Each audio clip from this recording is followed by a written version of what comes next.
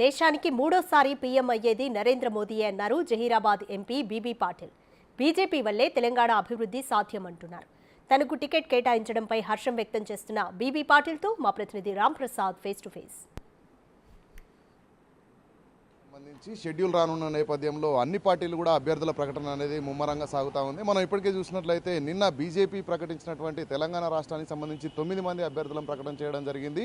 ఉమ్మడి ఆదిలాబాద్ జిల్లాకు సంబంధించి జహీరాబాద్ నియోజకవర్గం పార్లమెంట్ నియోజకవర్గం అభ్యర్థిగా అయితే మనకు అక్కడ బీబీ పాటిల్ని అయితే పేరు ఎంపిక చేయడం జరిగింది. ప్రస్తుతం మనతో బీబీ పాటిల్ ఉన్నారు, వారిని అడిగి మరింత తెలుసుకుందాం. సార్ చెప్పండి, మీరు 2 రోజుల క్రితమే బీజేపీ పార్టీలో చేరడం జరిగింది. తొలి జాబితాలోనే మీకు అవకాశం రాంది, దీన్ని ఏ విధంగా చూడవచ్చు?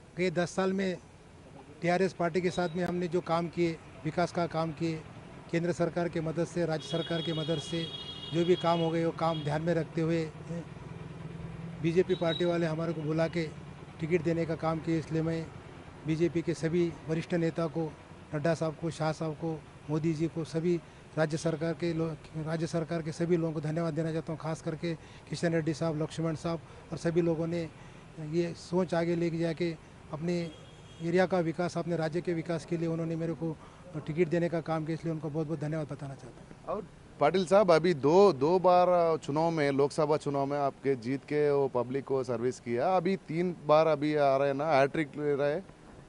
डेफिनेटली आने वाले दिनों में भी सभी लोगों की मदद से बीजेपी के सभी नेता, सभी कार्यकर्ताओं को मिलके आने वाले दिनों में विजय हासिल करेंगे और इससे ज़्यादा डेवलपमेंट का काम ज़रूर करने का काम करेंगे, ऐसा बताना चाहता हूँ। डेफिनेटली केंद्र में बीजेपी की सरकार आने वाली है, इसलिए आने वाले दिनों में ये सरकार की तरफ से बहुत सारी मदद लेके राज्य सरकार में राज्यों के काम के लिए, अपने संसदीय क्षेत्र के काम के लिए ज़रूर काम करेंगे, इसलिए सब पूरे हमारे साथ में, ऐसा बताना चाहता हूँ। और तेलंगाना आने वाले चुनाव में, लोकसभा में पूरा कितना सीट बीजेपी लेने के लिए?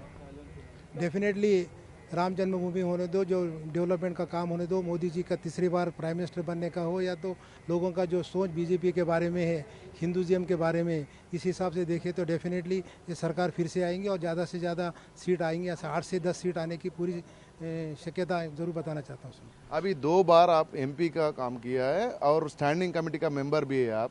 आने वाले चुनाव में भी हैट्रिक लेने के लिए देख रहे हैं और आने वाले दिनों में बीजेपी सरकार से कैसा आगे जाते? पिछले 10 साल में भी जब काम करने के टाइम पे राज्य सरकार के जो भी इशू थे, हम लोगों ने हमारे पार्टी की तरफ से रख के केंद्र सरकार की तरफ से बहुत सारे काम कर लिए उसमें, उसी तरीके से उससे ज़्यादा अच्छी तरीके से काम करने का मौका मिला। इसलिए डेफिनेटली बीजेपी सरकार का जो गवर्नमेंट है, हमारी सरकार का जो गवर्नमेंट है, गवर्नमेंट से जिससे ज़्यादा काम करके केंद्र के अपने राज्यों का विकास करेंगे और संसदीय क्षेत्र का भी विकास करेंगे। सभी जो हमारे कम्युनिटी के कुछ इशू भी है, एनसीबीसी कॉर्पोरेशन में जो पेंडिंग है, उसके लिए भी ज़रूर काम करेंगे।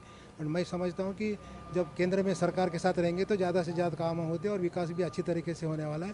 इसलिए और एक बार मैं पूरे बीजेपी के, राज्य सरकार के सभी नेताओं को, केंद्र सरकार के सभी को धन्यवाद देना चाहता हूँ। अभी पूरा तेलंगाना में 17 सीटें पार्लियामेंट सीट, आने वाली चुनाव में बीजेपी पार्टी कितना सीट जीतने के लिए?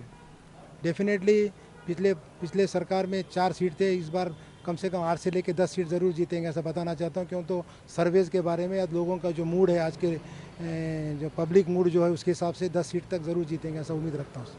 Thank you.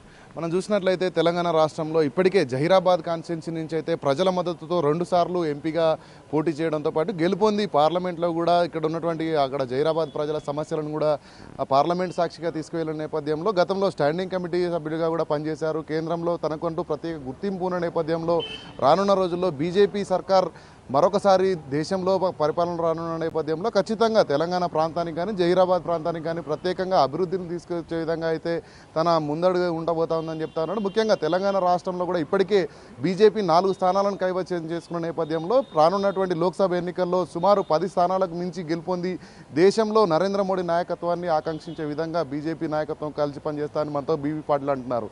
కెమెరామ్యాన్ హరీష్తో రామ్ ప్రసాద్, బిగ్ టీవీ, హైదరాబాద్.